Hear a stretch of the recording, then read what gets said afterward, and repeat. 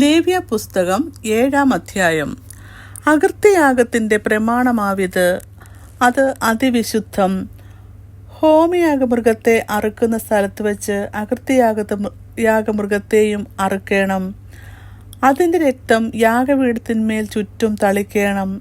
അതിന് സകല മേധസ്സും, തടിച്ച വാലും, കുടൽ പൊതിഞ്ഞിരിക്കുന്ന മേധസ്സും, മൂത്രപിണ്ഡം രണ്ടും, അവയുടെ മേൽ കടിപ്രദേശത്തുള്ള മേധസ്സും, മൂത്രപിണ്ഡങ്ങളോടുകൂടെ കരളിന്മേലുള്ള വപയും എടുത്ത് പുരോഹിതൻ യാഗപീഠത്തിന്മേൽ യഹോവയ്ക്ക് ദഹനയാഗമായി ദഹിപ്പിക്കണം. അത് അകൃത്യയാഗം. പുരോഹിത കുലത്തിലെ ആണുങ്ങളൊക്കെയും അത് തിന്നേണം. ഒരു വിശുദ്ധ സ്ഥലത്ത് വച്ച് അത് തിന്നേണം. അത് അതിവിശുദ്ധം. പാപയാഗം പോലെ തന്നെ അകൃത്യയാഗവും ആകുന്നു.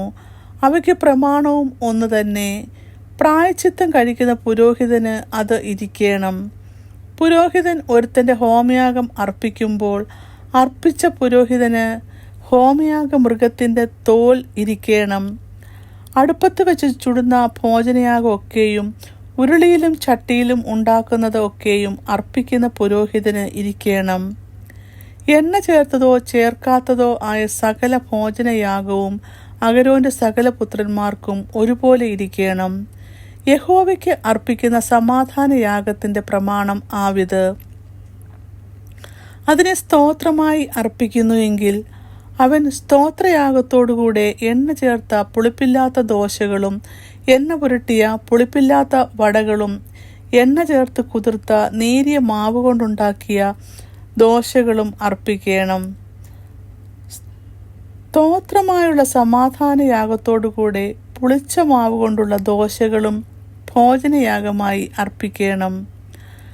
ആ എല്ലാ വഴിപാടുകളിലും അതത് വകയിൽ നിന്ന് ഓരോന്ന് യഹോവയ്ക്ക് നീരാഞ്ജനാർപ്പണമായി അർപ്പിക്കണം. അത് സമാധാനയാഗത്തിൻ്റെ രക്തം തളിക്കുന്ന പുരോഹിതന് ഇരിക്കണം. എന്നാൽ സ്തോത്രമായുള്ള സമാധാനയാഗത്തിൻ്റെ മാംസം അർപ്പിക്കുന്ന ദിവസത്തിൽ തന്നെ തിന്നേണം. അതിൽ ഒട്ടും പ്രഭാതം വരെ ശേഷിപ്പിക്കരുത്. അർപ്പിക്കുന്ന യാഗം ഒരു നേർച്ചയോ സ്വമേധാദാനമോ ആകുന്നുവെങ്കിൽ യാഗം അർപ്പിക്കുന്ന ദിവസത്തിൽ തന്നെ അത് തിന്നേണം. അതിൽ ശേഷിപ്പുള്ളത് പിറ്റേന്നാളും തിന്നാം. യാഗമാംസത്തിൽ 3-ാം ദിവസം വരെ ശേഷിക്കുന്നത് തീയിൽ ഇട്ട് ചുട്ടുകളയണം. സമാധാനയാഗത്തിൻ്റെ മാംസത്തിൽ ഏതാനും 3-ാം ദിവസം തിന്നാൽ അത് പ്രസാദമായിരിക്കുകയില്ല. അർപ്പിക്കുന്നവന് കണക്കിടുകയുമില്ല. അത് അറപ്പായിരിക്കും. അത് തിന്നുന്നവൻ കുറ്റം വഹിക്കണം. ശുദ്ധിയില്ലാത്ത വല്ലതിനെയും തൊട്ടുപോയ മാംസം തിന്നരുത്. അത് തീയിലിട്ട് ചുട്ടുകളയണം. ശേഷം മാംസമോ ശുദ്ധിയുള്ളവനെല്ലാം തിന്നാം. എന്നാൽ അശുദ്ധി തൻ്റെ മേലിരിക്കുമ്പോൾ ആരെങ്കിലും യഹോവയ്ക്കുള്ള സമാധാനയാഗങ്ങളുടെ മാംസം തിന്നാൽ അവനെ അവൻ്റെ ജനത്തിൽ നിന്നും ഛേദിച്ചു കളയണം. മനുഷ്യൻ്റെ അശുദ്ധിയോ അശുദ്ധ മൃഗത്തെയോ ശുദ്ധിയില്ലാത്ത വല്ല അറപ്പിനെയോ ഇങ്ങനെ ശുദ്ധിയില്ലാത്ത യാതൊന്നിനെയും ആരെങ്കിലും തൊട്ടിട്ട് യഹോവയ്ക്കുള്ള സമാധാനയാഗങ്ങളുടെ മാംസം തിന്നാൽ അവനെ അവൻ്റെ ജനത്തിൽ നിന്ന് ഛേദിച്ചു കളയണം. യഹോവ പിന്നെയും മോശയോട് അരുളി ചെയ്തത്, നീ ഇസ്രായേൽ മക്കളോട് പറയേണ്ടത് എന്തെന്നാൽ, ചെമ്മരിയാട്ടിൻ്റെയോ കോലാട്ടിൻ്റെയോ കാളയുടെയോ മേധസ്സും നിങ്ങൾ അശേഷം തിന്നരുത്. താനെ ചത്തതിൻ്റെ മേധസ്സും പറിച്ചു കീറിപ്പോയതിൻ്റെ മേധസ്സും മറ്റും എന്തിനെങ്കിലും കൊള്ളിക്കാം, തിന്നുക മാത്രം അരുത്.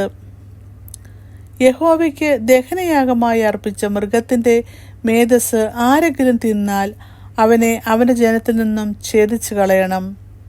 നിങ്ങളുടെ വാസസ്ഥലങ്ങളിൽ എങ്ങും യാതൊരു പക്ഷിയുടെയും മൃഗത്തിൻ്റെയും രക്തം നിങ്ങൾ ഭക്ഷിക്കരുത്. വല്ല രക്തവും ഭക്ഷിക്കുന്നവനെയെല്ലാം അവൻ്റെ ജനത്തിൽ നിന്നും ഛേദിച്ചു കളയണം. യഹോവ പിന്നെയും മോശയോട് അരുളി ചെയ്തത്, നീ ഇസ്രായേൽ മക്കളോട് പറയേണ്ടത് എന്തെന്നാൽ, യഹോവയ്ക്ക് സമാധാനയാഗം അർപ്പിക്കുന്നവൻ തൻ്റെ സമാധാനയാഗത്തിന് നിന്ന് യഹോവയ്ക്ക് വഴിപാട് കൊണ്ടുവരേണം. സ്വന്തം കൈയാൽ അവൻ അത് യഹോവയുടെ ദഹനയാഗമായി കൊണ്ടുവരേണം. യഹോവയുടെ സന്നിധിയിൽ നീരാഞ്ജനം ചെയ്യേണ്ടതിന് നെഞ്ചോടുകൂടിയ മേധസ്സും കൊണ്ടുവരേണം. പുരോഹിതൻ മേധസ് യാഗപീഠത്തിന്മേൽ ദഹിപ്പിക്കണം. എന്നാൽ നെഞ്ച് അഹരോനും പുത്രന്മാർക്കും ഇരിക്കണം. നിങ്ങളുടെ സമാധാനയാഗങ്ങളിൽ വലത്തെ കൈക്ക് കൂറയ്ക്ക് ഉദർച്ചാർപ്പണത്തിനായി നിങ്ങൾ പുരോഹിതന്റെ പക്കൽ കൊടുക്കണം. അഹരോന്റെ പുത്രന്മാരിൽ സമാധാനയാഗങ്ങളുടെ രക്തവും മേധസ്സും അർപ്പിക്കുന്നുവെന്ന് തന്നെ വലത്തെ കൈക്കുറവ് ഓഹരിയായിരിക്കണം. ഇസ്രായേൽ മക്കളുടെ സമാധാനയാഗത്തിൽ നിന്ന് നീരാഞ്ജനത്തിന്റെ നെഞ്ചും ഉദർച്ചയുടെ കൈക്കുറവും ഞാനെടുത്ത് പുരോഹിതനായ അഹരോനും പുത്രന്മാർക്കും ഇസ്രായേൽ മക്കളിൽ നിന്നുള്ള ശാശ്വത അവകാശമായി കൊടുത്തിരിക്കുന്നു. ഇത് അഹരോനെയും പുത്രന്മാരെയും യഹോവയ്ക്ക് പുരോഹിത ശുശ്രൂഷ ചെയ്യുവാൻ പ്രതിഷ്ഠിച്ച നാൾ മുതൽ യഹോവയുടെ ദഹനയാഗത്തിൽ നിന്ന് അഹരോനുള്ള ഓഹരിയും അവന്റെ പുത്രന്മാർക്കുള്ള ഓഹരിയുമാകുന്നു. ഇസ്രായേൽ മക്കൾ അത് അവർക്ക് കൊടുക്കണമെന്ന് ഞാൻ അവരെ അഭിഷേകം ചെയ്ത നാളിൽ യഹോവ കൽപ്പിച്ചു. അത് അവർക്ക് തലമുറ തലമുറയായി ശാശ്വത അവകാശം ആകുന്നു. ദഹനയാഗം, ഭോജനയാഗം, പാപയാഗം, അകൃത്യയാഗം, കരപൂരണയാഗം, സമാധാനയാഗം എന്നിവയെ സംബന്ധിച്ചുള്ള പ്രമാണം ഇത് തന്നെ. യഹോവയ്ക്ക് തങ്ങളുടെ വഴിപാടുകൾ കഴിപ്പാൻ അവൻ ഇസ്രായേൽ മക്കളോട് സീനായ് മരുഭൂമിയിൽ വെച്ച് അരുളി ചെയ്ത നാളിൽ യഹോവ മോശയോട് സീനായ് പർവ്വതത്തിൽ വെച്ച് ഇവ കൽപ്പിച്ചു. ഇങ്ങനെ 7-ാം അധ്യായം അവസാനിക്കുന്നു.